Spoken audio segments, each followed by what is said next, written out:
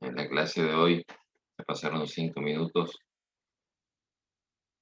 así que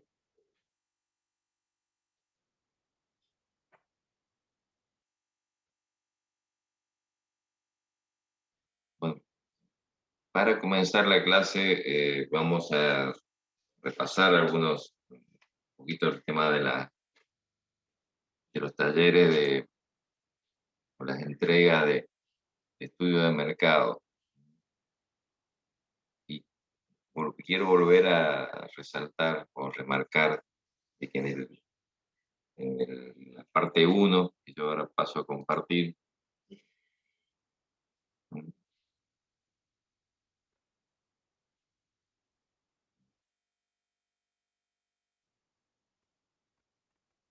en la guía uno, el taller uno, digamos, mm, donde lo que está estudio de mercado, la primera parte no tienen que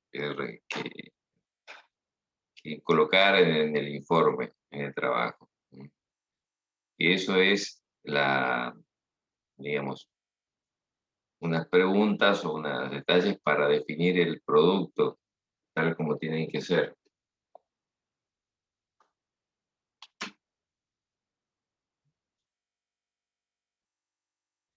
Eh, no es para que te respondan. Así que esto lo digo porque seguimos recibiendo trabajos en los cuales están respondidas estas preguntas. Estas son las que definen el producto y que, como decíamos en las clases pasadas, eso es lo que va inmediatamente después del título del punto 2, ¿no es cierto? Que es estudio de mercado y determinación de tamaño, ¿no? Que es definir claramente cuál es el producto. Y después van los demás aspectos. No sé si tienen alguna duda.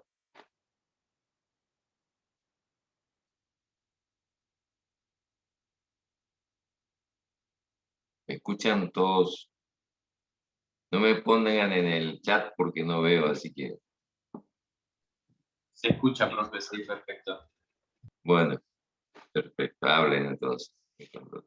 Cuando quieran decir algo, hablen. Entonces, es muy importante esto. Yo sé que les cuesta a ustedes porque la manera de escribir es bastante distinta de la que utilizan en otras materias. Pero bueno, forma parte del aprendizaje, del objetivo de las materias y del proyecto. Entonces, ven inclusive en la guía de proyecto cuáles son los objetivos del proyecto en la materia. Bueno, es que ustedes aprendan a redactar una documentación, no solamente hacer el proyecto, sino una forma de hacer los informes. Esta forma que es muy similar a la que ustedes tendrán que hacer cuando te presenten informes después en el futuro en sus trabajos. O sea, con un tipo de lenguaje, con una forma de escribir determinada que es diferente de digamos, en cuanto a otros, a lo que hacen otras materias. En muchas materias ustedes van a hablar eh, de, de alternativas, de procesos, de cosas como pueden ser. Y acá habíamos hablado que acá las cosas son concretas y ustedes tienen que decir cómo son las cosas. Y también es importante de que sean muy concretos en lo que dicen, que no vayan eh, no se explayen a veces en teoría ni nada. O sea, así que voy a pasar a mostrar un par de los envíos de ustedes y hacer algunas correcciones. Y bueno, los que están, entonces vi que están algunos de los que han hecho, hagan todas las preguntas que sean y quienes que también tengan dudas hagan las preguntas. Así que voy a dejar de compartir esto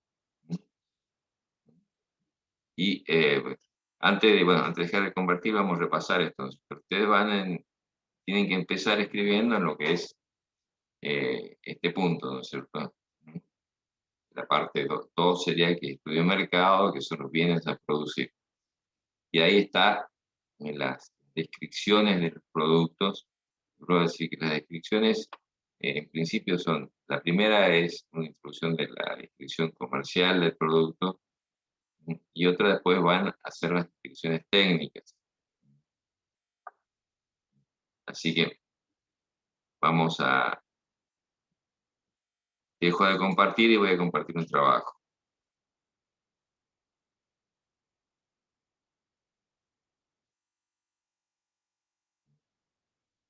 Bueno, este es el de Garay y Mesa, donde ellos hacen semilla de algodón deslintada químicamente y, bueno,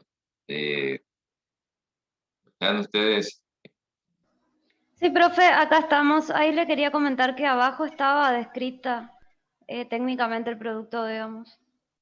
bueno, en la primera introducción ustedes tienen acá esto del nombre científico, todo eso, eso no es necesario. Tampoco es importante lo que ustedes pongan con qué concentración de ácido lo hacen, ¿no es cierto? Sino que ustedes van a hacer semilla deslintada químicamente y está lista o no para sembrar. Creemos que sí, todavía no lo definimos. Sí, igual está más abajo lo que, o sea, colocamos todo Bueno, ya más sé abajo en que la todo parte está 2. más abajo. Recuerden que normalmente nosotros, eh, eh, cuando escribimos, ya tenemos decidida cosas, ¿no es cierto? Así que ustedes acá, cuando definen el producto, lo tienen que poner como es. O sea, piensen que cuando ustedes les cuenten algo, o sea, le dan un informe, generalmente lo primero que le dicen es qué es lo que hay que hacer y después le explican por qué, ¿no es cierto? Entonces, acá esto es la forma, ¿no es cierto? Ustedes dicen cómo son las cosas y después explican. Entonces, ustedes van a hacer semilla deslintada químicamente, semilla de algodón deslintada químicamente, lista para sembrar, ¿no es cierto? Y estará envasada en bolsa de 30 kilos, ¿no es cierto? Que es lo habitual en las semillas.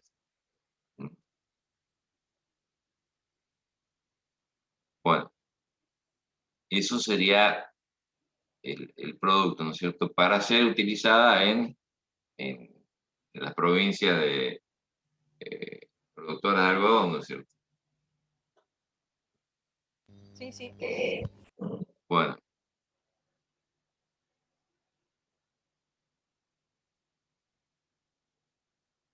bueno. Después, cuando hablan de, de la descripción, acá puede ser un poco más amplio, ¿no es cierto? Eh, ya le digo, tampoco es necesario que pongan el nombre científico del algodón, ¿no es cierto? Ujú. Y tampoco la concentración, porque normalmente la concentración es algo que ustedes tienen reservado para su tratamiento, ¿no es cierto? En general, a quien compra la semilla no le interesa si es 9, 10 o 8%, sino el tipo si es delimitado químico o físico, ¿no es cierto? Son las cosas. O sea que ahí solo le dejamos lo de deslindado químico. No te escuchamos. Ahí solo le dejamos lo de deslindado químico y le sacamos la parte del ácido sulfúrico. Te escucho muy, muy bajito. Mi compañera dice, porque no se le escucha, que entonces sacamos nomás la familia del nombre del algodón y solamente le dejamos del lindado químico. Claro. Mm. Y acá sí pueden dejar que ustedes van a trabajar con determinadas variedades, ¿no es cierto? Que son nombres de fantasía, que son los nombres que le han dado a las variedades comerciales de semillas, ¿no es cierto? Y por lo que averiguamos, esas son las dos variedades que más se comercializan acá en el Chaco. Como nosotros nos vamos a dedicar solamente a la provincia del Chaco, nos dijeron que estas dos son las que más, más salida comercial tienen, digamos. Por eso nos Bueno, vamos a concentrar en esas dos. bueno, también en ese caso ustedes acá en la parte, acá en esta parte, digamos, tienen que plantear de que ustedes van a comercializar la semilla, va a estar destinada a comercializar en la provincia de Chaco, ¿no es cierto? Que era el donde que estaba en esa primera parte, ¿no es cierto?, en esa pregunta, ¿no? Bueno, después, ustedes no es necesario que ustedes eh, pongan los artículos de la ley de semillas, ¿no es cierto?, sino que la semilla eh, y es se, digamos, se procesará, o sea, se cumplirá con la ley de semillas, ¿no es cierto?, que tienen el número. No es necesario transcribir los capítulos. Y esto les digo a todos, ¿no es cierto? Cuando ustedes citan una ley o cualquier documento que sea público, no es necesario que ustedes lo transcriban. Es suficiente con que citen la norma o la ley o el decreto o la reglamentación que corresponda, ¿no?, identificando eventualmente cuáles son los artículos. Esto es, por lo pronto, es importante el código alimentario que trata de muchos alimentos en particular, ¿no? Bueno, pueden eventualmente poner alguna de las palabras estas, si es identificada, fiscalizada o cuál es la categoría en la cual se van a ajustar de acuerdo a esta reglamentación. En nuestro caso, profe, ahí la nuestra es fiscalizada porque es una de las categorías, esas categorías que escribimos de GRB, esas que son las que hacemos, son categorías que ya están fiscalizadas. Entonces, esa sería Bueno, la determinación de nuestra semilla, fiscalizada sería. bueno, entonces será eso, digamos, semilla fiscalizada, con la categoría de fiscalizada de acuerdo a la ley de semillas, ¿no es cierto?, con el nombre. Bueno,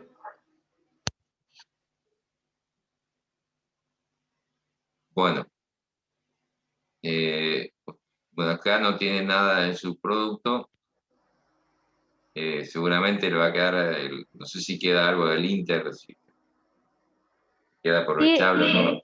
el tema es que como el linter queda con ácido sulfúrico, no estamos seguras todavía si es aprovechable o no, por eso todavía no Ah, bueno, sabemos si ahí tiene sus está. productos. Sí, eso me acuerdo que, ahora que me recuerdo que ya estuvimos hablando. Sí, sí. Bueno, mercado consumidor, ustedes acaban de definir obviamente eh, la provincia de Chaco, ¿no es cierto? Sí. Bueno, bienes complementarios, no hay nada, ¿no es cierto? Pueden poner acá no corresponde.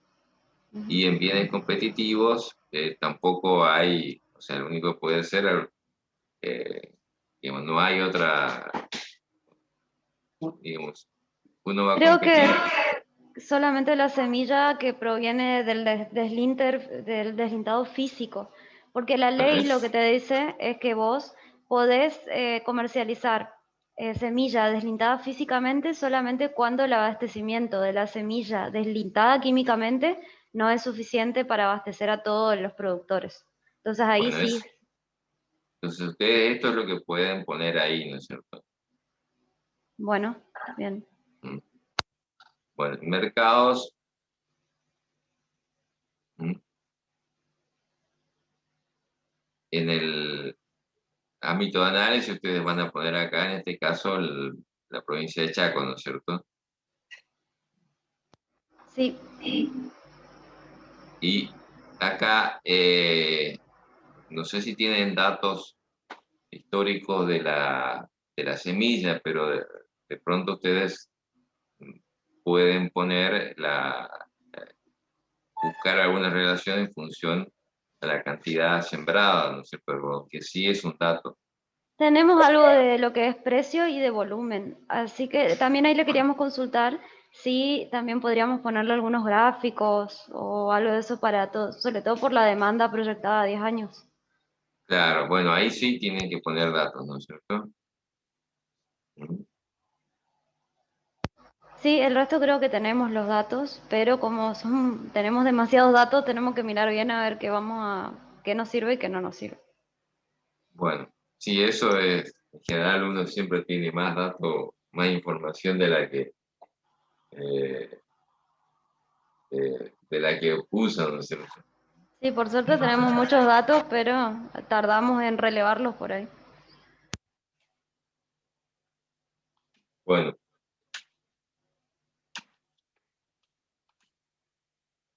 está entonces. Bueno, entonces dejo de compartir, voy a abrir otro archivo, guarden un ratito.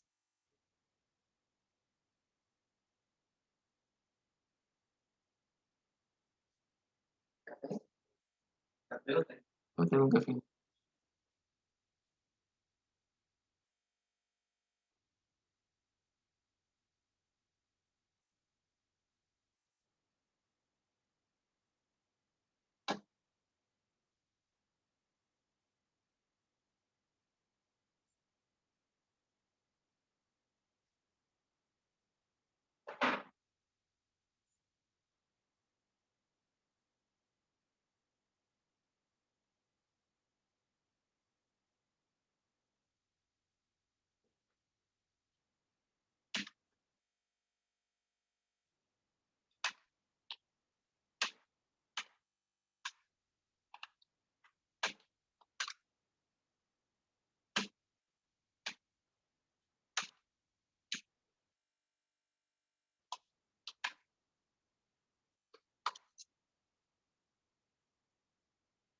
Bueno, acuérdenme que está lenta mi compu.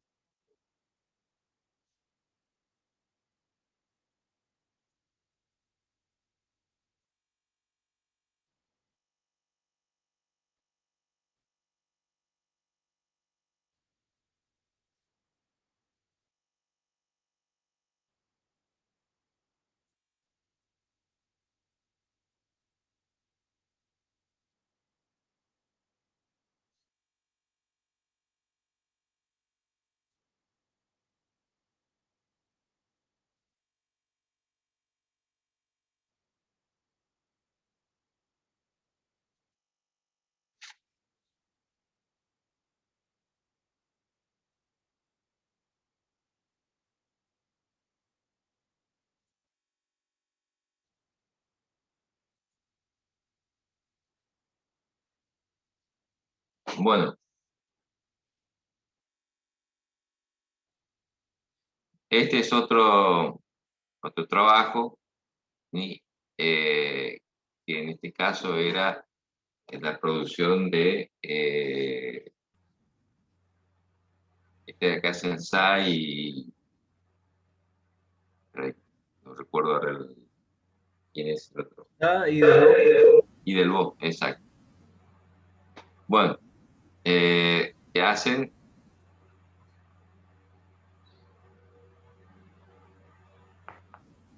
Bueno, entonces acá, como les decía, la primera parte no la tienen eh, que desarrollar. Y vamos directamente a lo que sería. ¿Mm? Eh, ustedes ¿qué es lo que van a producir? Contanos. un caldo enzimático que está que contiene o sea, que contiene las enzimas celulasas y que se dispone en bidones de 20 litros en base de polietileno de alta densidad. Bueno, entonces ustedes lo que van a hacer es, caldo enzimático sería digamos, eh, un concentrado o eh, esto de caldo enzimático no suena bien, digamos, un concentrado de celulasas que lo van a envasar en envase de 20 litros y está destinado a que, ¿para qué? Para comercializar a industrias como los biocombustibles, textil y de alimentos. Bueno, Que entonces utilizan esto va acá, ¿no es cierto? Para la industria de los biocombustibles, textil y la otra era alimentos. alimentos.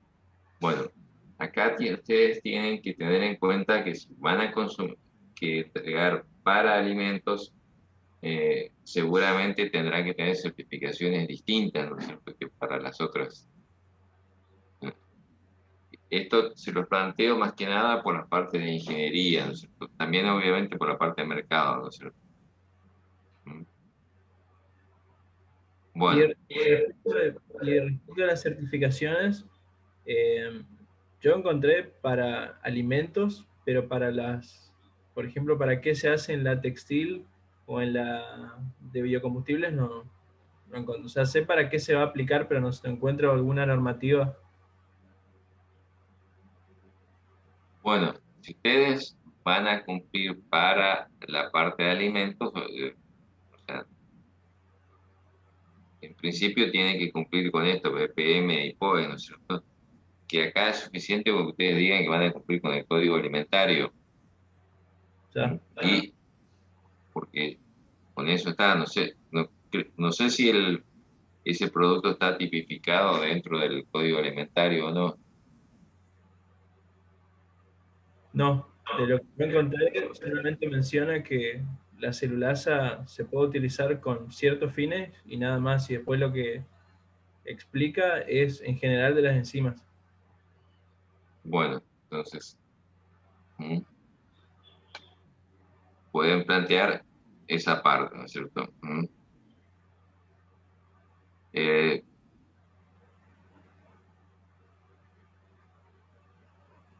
todo lo que eh,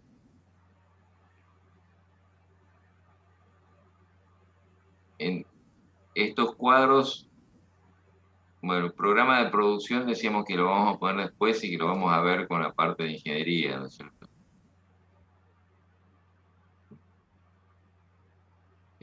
Cuando completemos. Acá, ustedes, si es alimento, obviamente tiene que cumplir el código alimentario, no sé si habrá algún detalle, no sé. Y en la parte eh, de las otras industrias, probablemente les pidan algún índice de actividad, ¿no es cierto?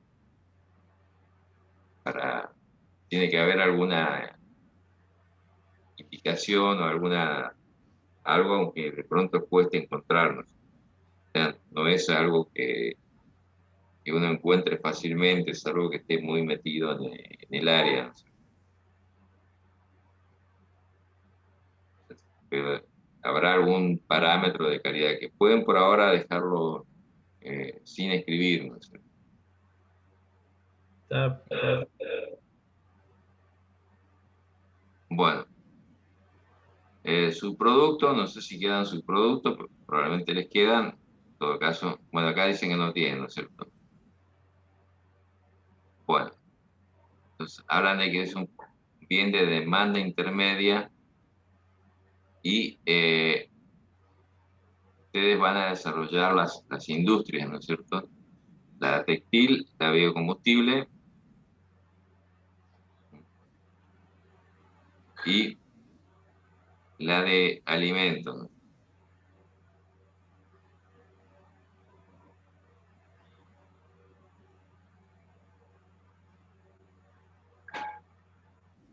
Bueno, después en bienes competitivos acá presentan, hay algunos que son eh, ácidos, por ejemplo, ustedes tendrán que poner los bienes competitivos por mercados. Si ustedes han identificado 3 mercados, tendrán que analizar en el mercado de alimentos, en el mercado de la textil y en el mercado de los biocombustibles, cuáles serían los bienes competitivos, porque probablemente sean distintos en cada mercado. Sí, son distintos. ¿Mm? Acá, por ejemplo, la piedra pome va a servir para los jeans, pero no sirve para las otras cosas, ¿no es cierto? Claro. ¿Mm? Bueno,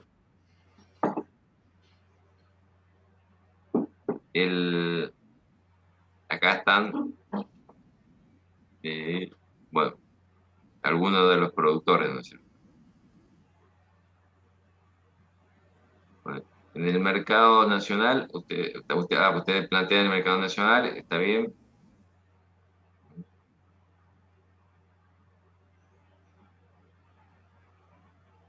¿Tienen algo, en el mercado nacional se producen las celulasas o no? No, o sea, lo que yo encontré es que se está probando a nivel industrial, pero todavía no hay ninguna industria que produzca. Y que usen Tampoco, tampoco, no, no encontré ninguna. bueno, entonces eso tendrán que ponernos, porque es un producto nuevo en el mercado y que no hay, digamos, industrias y tendrán que plantear a ver qué ventajas ofrece, digamos, qué aporta.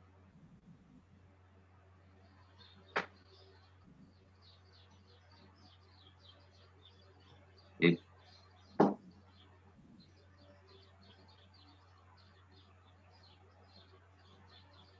Yo estoy mirando rápido, por ahí se me están pasando algunas cosas.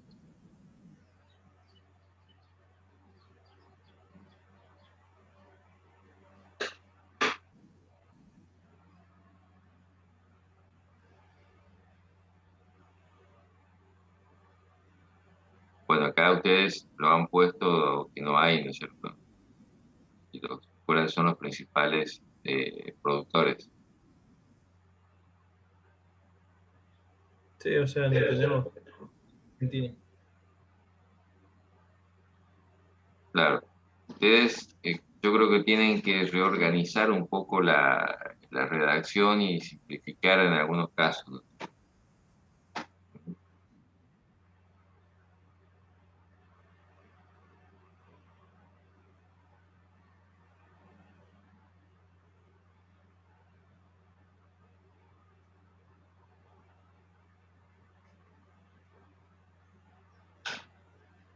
En la parte de alimentos, pues, lo que veo es que lo utilizan para aumentar la extracción de jugos.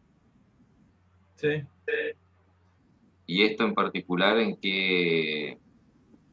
¿para qué jugo de qué? de naranja encontré. De naranjas. Sí, Bueno, eh, sabía que, por ejemplo, para extraer jugo de zanahoria se utilizan ciertas enzimas, ¿no? Pero no es mucha la información que tengo. Bueno, dentro de las disposiciones que están, eh, acá ustedes tienen que tener en cuenta, por ejemplo, el tema que es refrigerado, que ustedes creo que lo mencionan más arriba.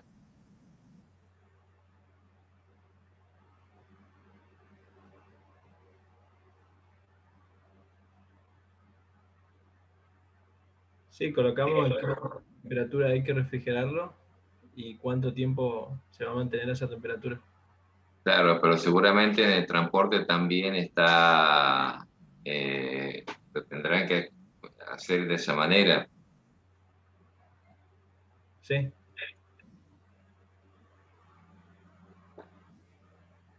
Así que, y probablemente no haya disposiciones. Hay algunas disposiciones sobre el transporte de material biológico, ¿no es cierto? Que probablemente algo tenga, eh, y se incluya esto, algunos de estos productos. y la verdad que no encontré. Si hay, No encontraste nada. no, lo que encontré fue respecto del etiquetado del producto y, y más que nada de eso, digamos, cómo se comercializa. No sobre si se refrigera o no. Ah, bueno. Bueno, y alguno de estos proveedores que hay, no encontraste ninguna información comercial sobre eso. No, lo encontré en o sea, me enteré en las páginas, pero no encontré otra cosa que expliquen más o menos de qué hacen, pero no encontré información de la enzima. Bueno,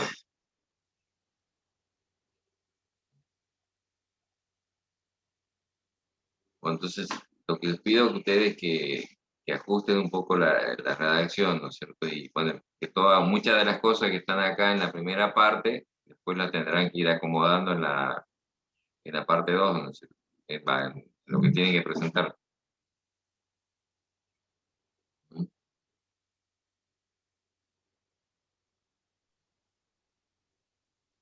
Pues está, digamos, para cuando uno lo lee de primera vez queda bastante, eh, digamos, disperso el tema.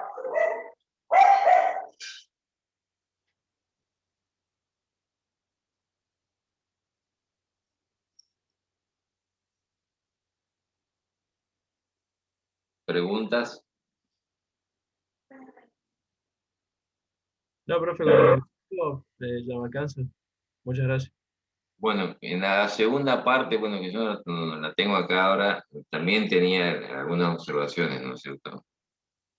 Eh, Ustedes van a utilizar acerrín en el caso como materia prima y la, digamos, la cantidad de acerrín que van a utilizar seguramente es muy baja comparada con la disponibilidad de acerrín que hay, ¿no es cierto?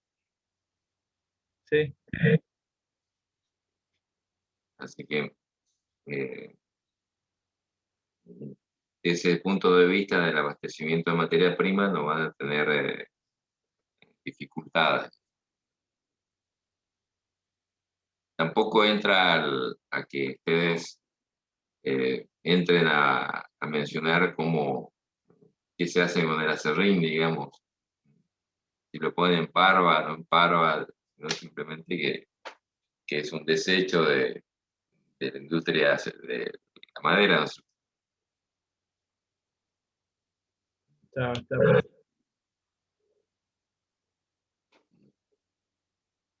Bueno, dejo de compartir esto, voy a abrir otra.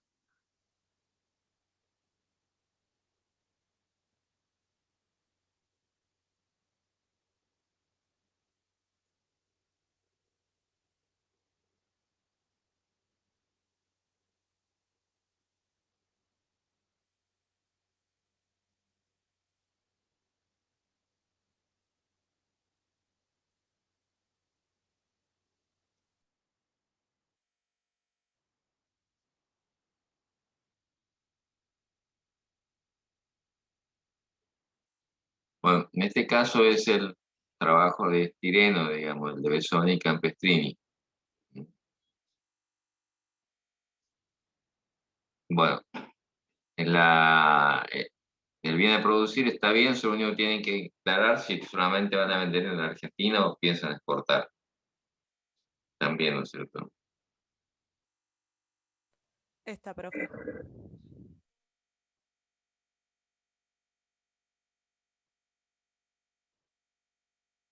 Sí, también había hecho migración de transporte también. Te escucho, está como acoplado tu sonido. Hola, Sí, ¿se escucha? sí, te escucho. Ah, no, era que también nos hizo una aclaración en el tema del transporte. Más Sí, abajo. Sí. sí, sí. Después le había puesto ustedes el tema de transporte, ¿no es cierto? Porque si ustedes están trabajando con digamos, un bien que tiene que es intermedio y va a otras empresas que tienen consumos altos, en general se trata de evitar el uso de transporte de tambores porque, digamos, es muy caro, eh, digamos, esa forma, ¿no es cierto? Porque piensen que lleva trabajo llenarlos y después, una vez que uno los usa, los tambores quedan muchas veces deshechos y van a tener características de residuos peligrosos, ¿no?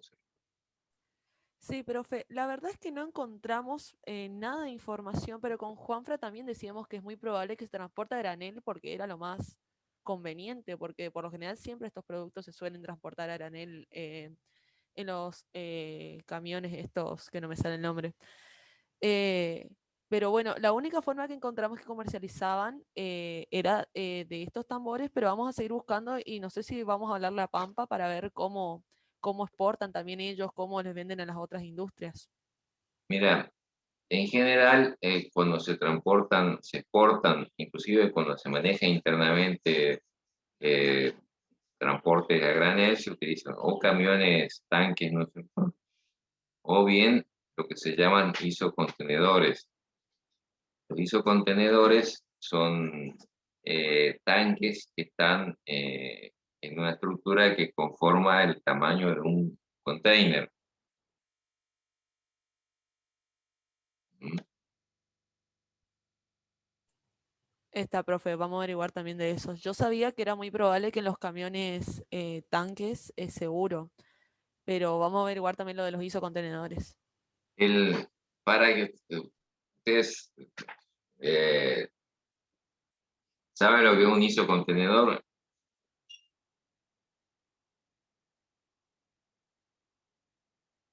Bueno, si No, la ustedes verdad se que no. acuerdan cuando fueron a Warrock y vieron la parte de producción de hipoclorito, ahí había un isocontenedor el que tenía el cloro. Sí, eso me acuerdo. Bueno, o sea que es un tanque que está dentro de una estructura, eh, eh, digamos, de perfiles que le da el tamaño que corresponde a un container, ¿no es cierto? ¿Eran esos tanques que tenían como una rejilla, se puede decir, como de acero por afuera? ¿Esos eran? ¿O esos son los que me acuerdo yo? No, estaban montados en un acoplado, ¿no es cierto? Pero están preparados como para transportar, para ponerlos en un camión y después se descarga con grúas, ¿no es cierto? Y se lo, se lo utiliza y también, obviamente, que esto vuelve, ¿no es cierto? Son transportes que no son de un solo uso. Una vez que se vacían, se vuelven, se llevan de vuelta y se cargan, ¿no es cierto? Y lo mismo a nivel de transporte internacional, ¿no? Porque utilizan este formato porque así lo pueden acomodar junto con los otros contenedores que van en container, digamos, o contenedores, como quieran llamarlo, en los barcos, ¿no? Pues si no, un recipiente redondo no se puede acomodar junto con la apilar, digamos. Claro, sí, es mucho más complicado el transporte de los Claro. tambores. No se Entonces, pueden abollar, por eso nada. se hace esa estructura y aparte esta estructura ya cumple con todas las normativas del transporte, ¿no? Está, profe. Yo también le quería hacer una pregunta sobre la normativa que nos puso más arriba a usted después, cuando Sí, te fue. escucho. No, que vio que usted nos preguntó que averiguemos normativas, que nosotros no habíamos encontrado normativas en sí de la producción de estireno, como por ejemplo las chicas que tenían las normativas de semillas. Encontramos, lo único que encontramos es la forma de una normativa que regula, digamos, el transporte de residuos peligrosos, por decirlo de alguna forma. Y esa es la única normativa que encontramos dentro del país. Sí encontré normativas de otros lados, digamos, de otros países, que, por ejemplo, tienen el tema de, digamos, limitan la producción de estireno por el poliestireno, que suele ser un plástico de un solo uso, para reducir, digamos, los plásticos de un solo uso y los desechos, digamos. Pero en nuestro país no está instaurado nada parecido por ahora. Y Claro, que pero creo eso que, sería sí, para un producto que se hace con lo que ustedes van a hacer. claro, pero también limitaba, digamos, ya de entrada la producción de estireno, como para que no se produzca poliestireno de entrada, digamos.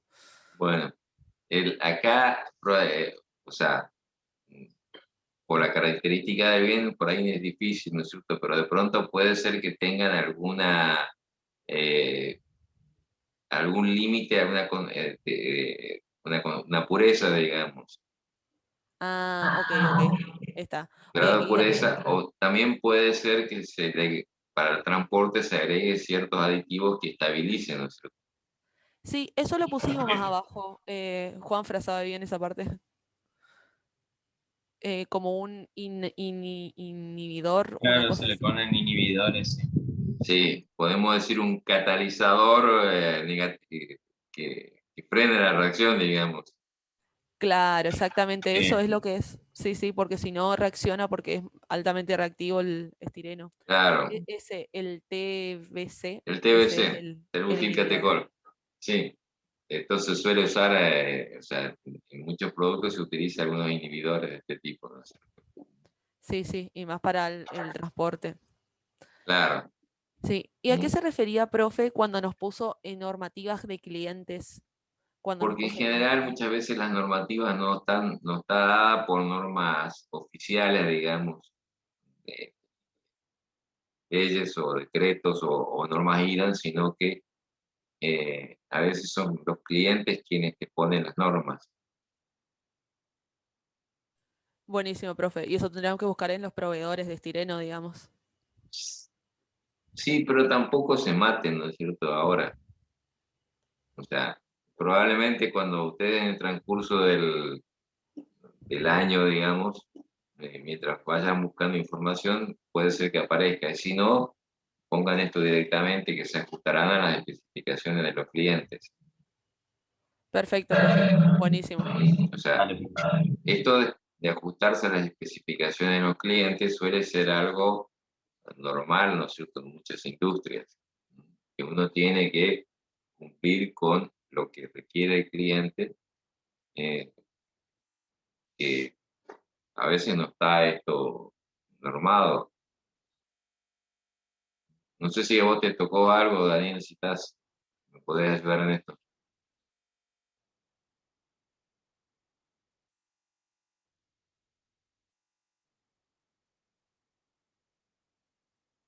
Bueno, suele ser normal de que las empresas, sobre todo empresas eh, como esta, que van a utilizar un producto para una demanda, para elaborar otros, planteen, digamos, alguna norma o algún requerimiento específico, ¿no?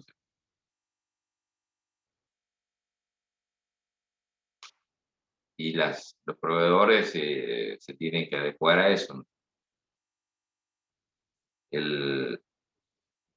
Por el caso de que estamos cerca, digamos, acá Insúa, que es el que procesa los restos de los frigoríficos y hace la harina de carnes, tiene una, es proveedor de Nestlé.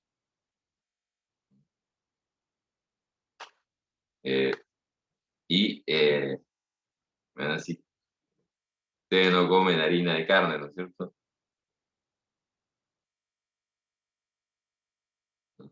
Claro, y entonces Nestlé es el que le da, digamos, las pautas para cómo tiene que mandarles el producto. Claro.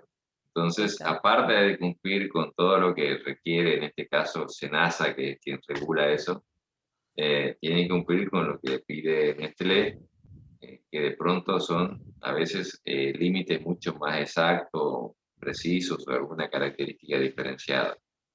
Claro, sí, sí. Para no asustarlos, Nestlé es dueño de Purina, ¿no es cierto? Y Purina hace algunas cosas como el Dog Chow, el Cat Chow, todo eso que son alimentos para balanceados, ¿no es cierto? Para mascotas.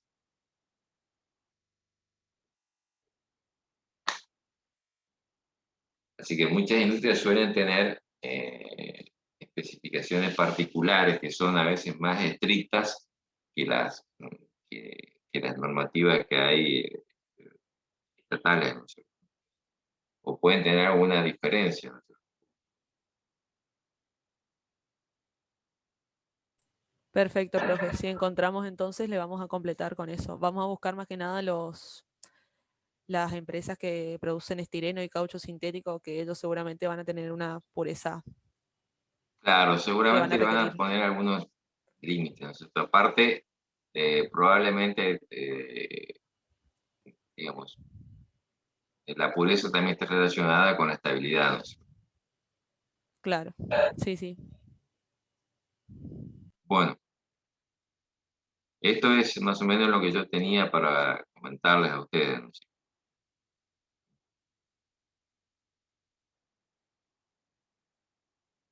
Así que, no sé si quedan otras preguntas.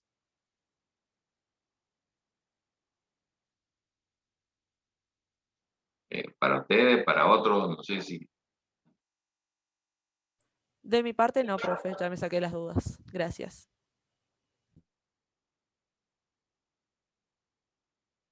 Bueno, nadie más tiene preguntas.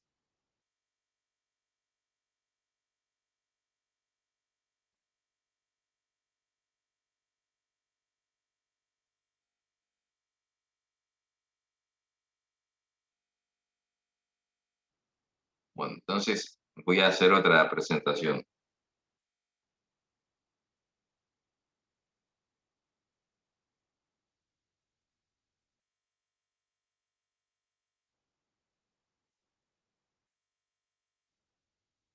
Bueno, vamos a introduciendo por hoy brevemente en la parte del capítulo siguiente, ¿no es cierto? Que es el tema siguiente, que es localización.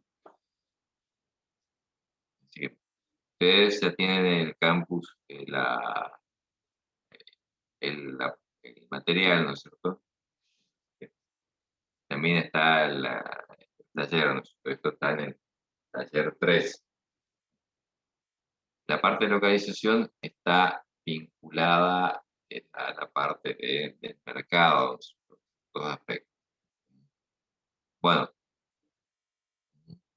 cuando hablamos de localización, la localización está ligada a dónde se va a instalar la empresa, cuáles son los lugares. Acá está planteado, ¿no es cierto?, la Argentina, dentro de la Argentina marcada la provincia de Santa Fe, y después habrá que definir si fuese la provincia de Santa Fe, en qué lugar, ¿no? Bueno, la localización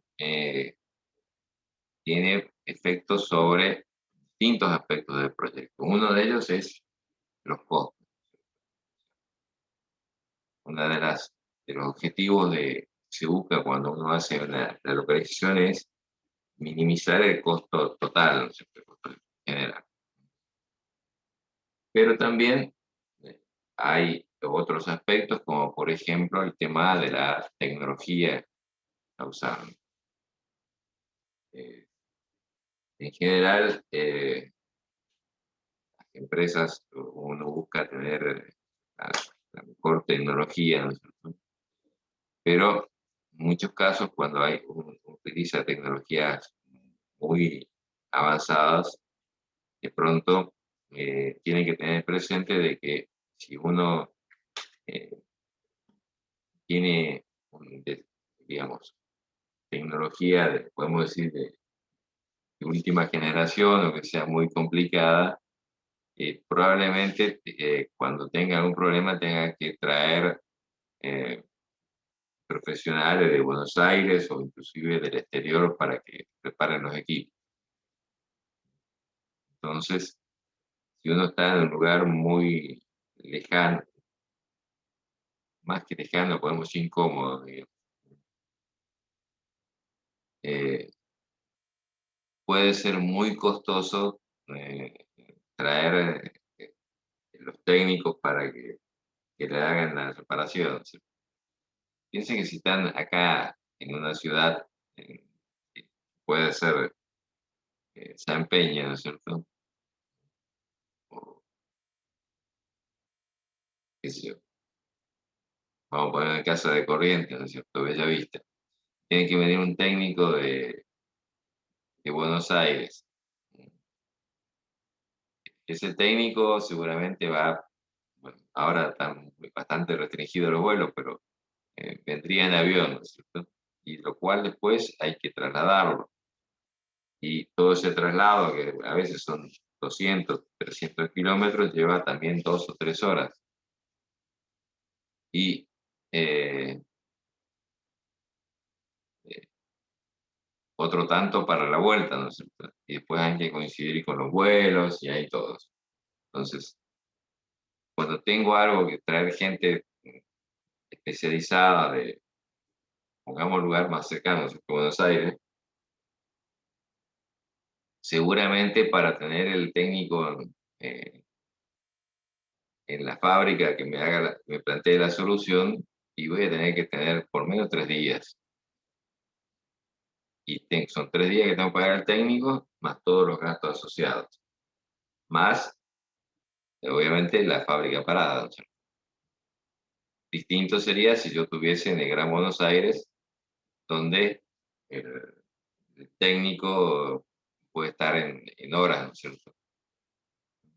Entonces, eso, la localización puede llegar a determinar cuál es el grado de tecnología, ¿no es cierto?, que usar.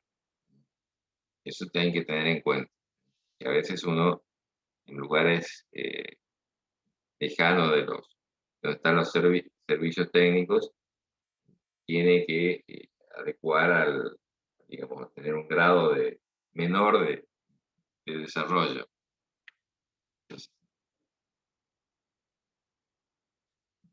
bueno, otro aspecto que tiene que ver es el tamaño, ¿no es cierto? O sea, de acuerdo al mercado que yo voy a abastecer, que me he propuesto, y algunas características que pueden tener, por ejemplo, con el transporte del producto, de la materia prima, me van a determinar qué tamaño puedo hacer la planta.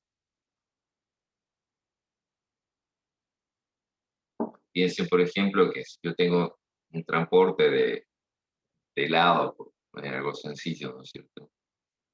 Una fábrica de helados, para poder trasladarlo a lugares que me requieran más de 1 hora, 1 hora y media de traslado, tengo que tener un transporte que sea con ultracongelados, lo cual tiene un costo importante. Entonces, esto me puede limitar el tamaño de cuánto helado puedo hacer.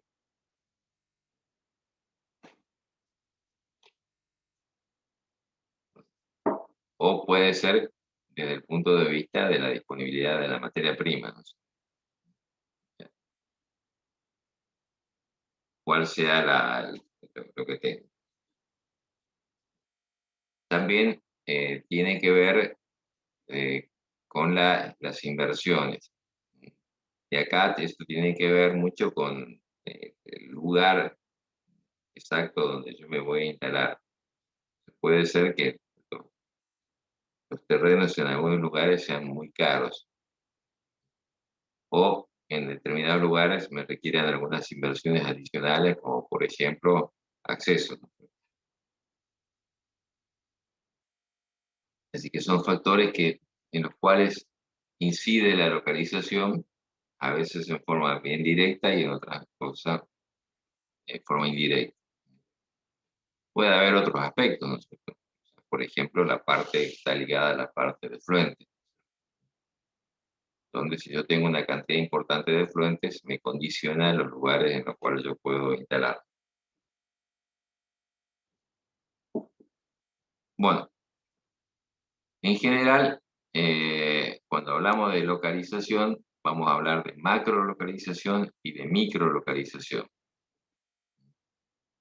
Cuando hablamos de macrolocalización, estamos hablando de una región, un área, ¿no es cierto?, que es más o menos grande, digamos.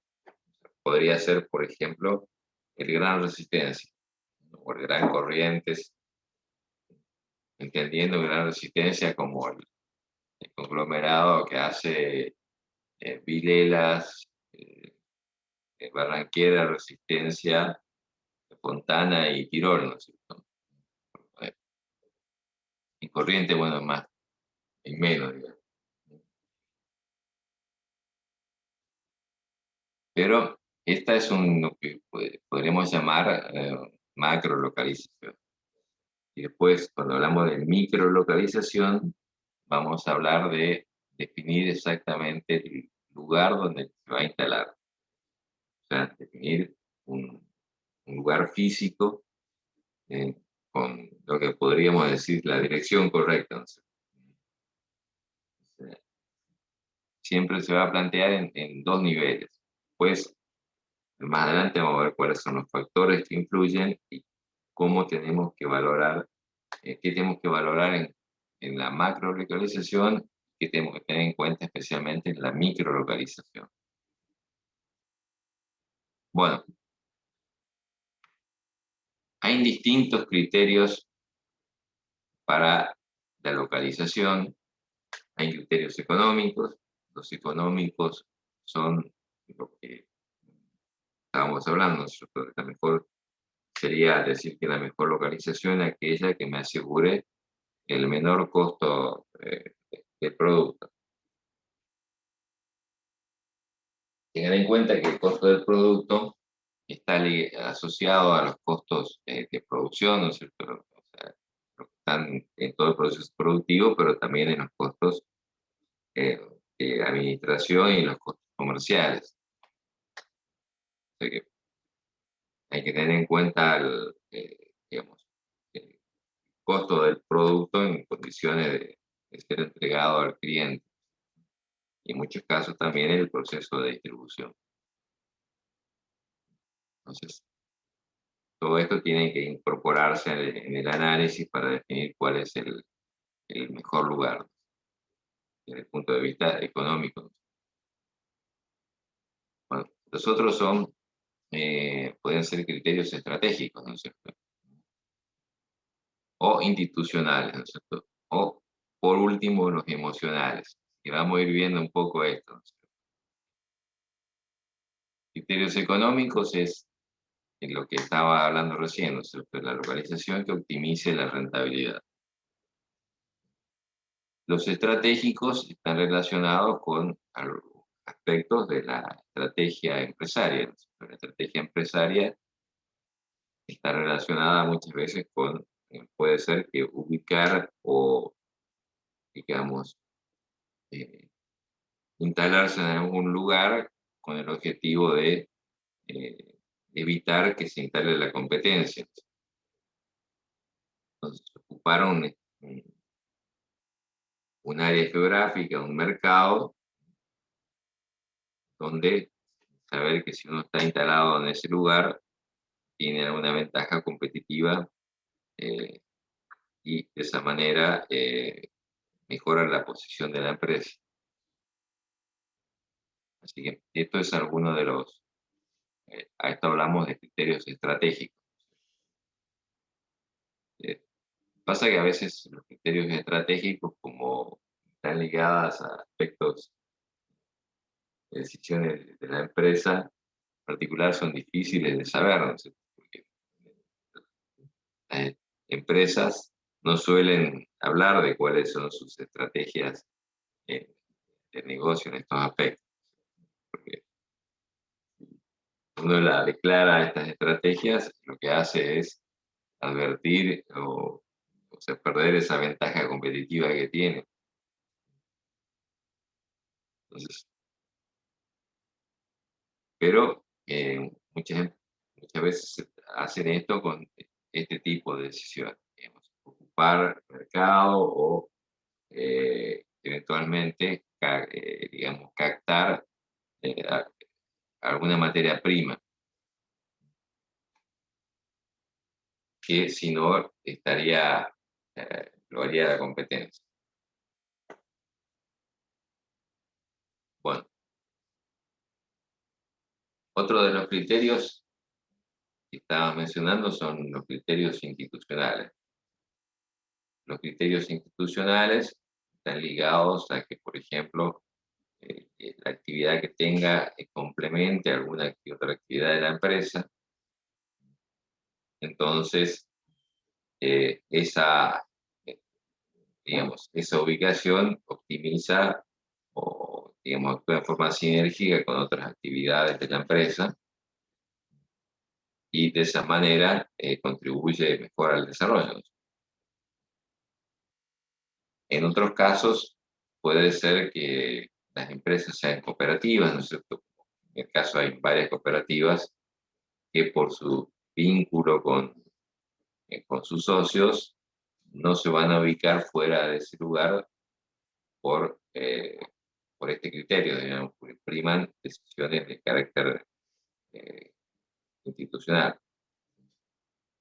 Otras veces se buscan compartir estructuras, bueno, la administrativa o eventualmente la estructura de logística.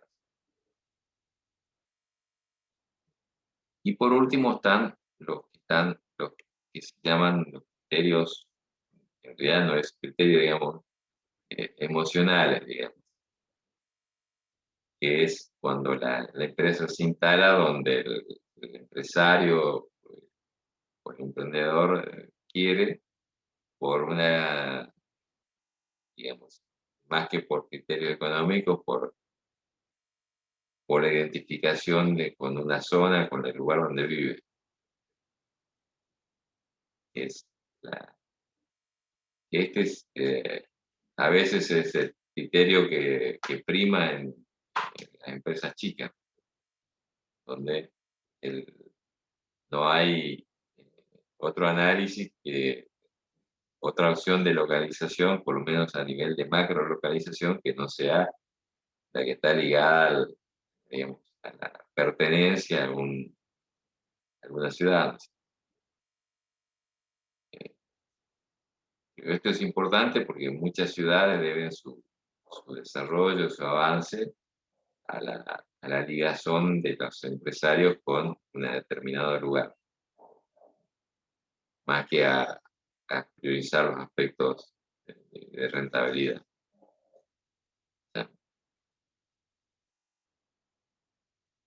A veces después el crecimiento hace de que las empresas tengan que irse de estos lugares. Uno de los casos que se me viene en mente es el de Vicentinos. Vicentín tuvo mucha difusión a raíz de lo que pasó, de que se la iban a expropiar. ¿No? Vicentín es una empresa que nació en Reconquista, en la zona de Reconquista, de Avellaneda, Reconquista más que nada, en Avellaneda. Avellaneda es la que está al lado de Reconquista. Que después el crecimiento lo hizo que se instalaran plantas en Rosario, es otra zona del centro del país, pero durante mucho tiempo tenía su sede y sus operaciones en Avellaneda. Y después el crecimiento hizo de que la planta se volviera, digo, no pudiera operar ahí por los costos de logística, de transporte. Entonces fueron terminando instalando en otros lugares. Pero los empresarios seguían ligados a esta ciudad. Y así hay muchas ciudades que deben su progreso digamos, a los empresarios que tienen su zona y a su ligación que tienen con la ciudad.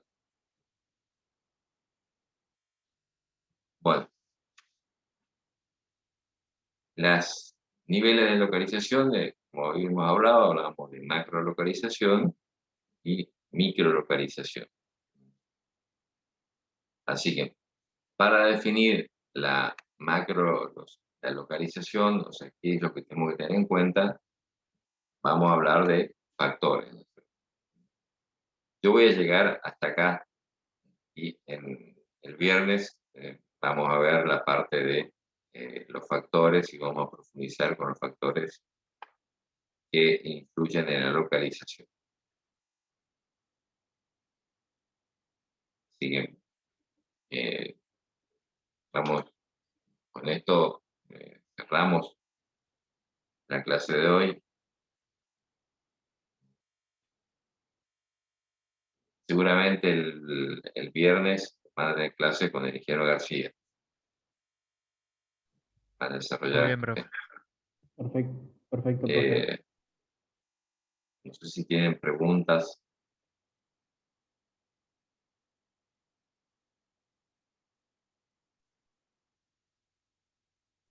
Por el momento ninguna. Bueno, correcto. Bueno, entonces, si no tienen preguntas ni nada, lo estaremos viendo